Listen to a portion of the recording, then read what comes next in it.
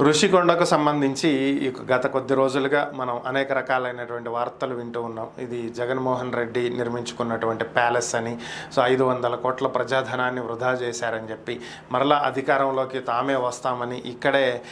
పరిపాలన సాగిద్దామని, వైజాగ్ నుంచే పరిపాలన చేద్దామనేటువంటి ఉద్దేశంతో ఋషికొండకు బోడుగుండు కొట్టి ఇక్కడ భవనాలు నిర్మించారని చెప్పి టీడీపీ వాళ్ళు ఆరోపణలు చేయటం లేవు. అవి పర్యాటకానికి సంబంధించినటువంటి భవనాలు, అవి ప్రభుత్వ భవనాలు, రాష్ట్రపతి కోసం ఏర్పాటు చేశాము, ప్రధానమంత్రి కోసం ఏర్పాటు చేశాము, కేంద్రం నుంచి ఎవరైనా వస్తే విడిది కోసం ఏర్పాటు చేశాము, వాటిని ఏ విధంగా ఆయన ఉపయోగించుకోవచ్చు, ఇలా వైసీపీ నేతలు చెప్తున్నటువంటి వ్యాఖ్యలు. ఇప్పుడు దీనికి సంబంధించే అప్పట్లో మంత్రిగా ఉన్నటువంటి రోజా దీనికి బాధ్యులని, సో ఆమె ఒకసారి ఇవి పర్యాటకానికి సంబంధించినటువంటి భవనాలని, మరొకసారి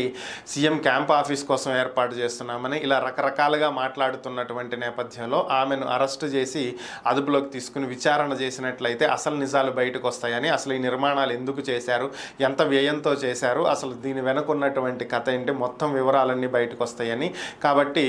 దీని మీద వెంటనే విచారణ జరపాలి అని చెప్పి టీడీపీ మాజీ ఎమ్మెల్సీ బుద్ధా వెంకన్న ఎక్స్ వేదికగా ట్వీట్ చేయడం జరిగింది.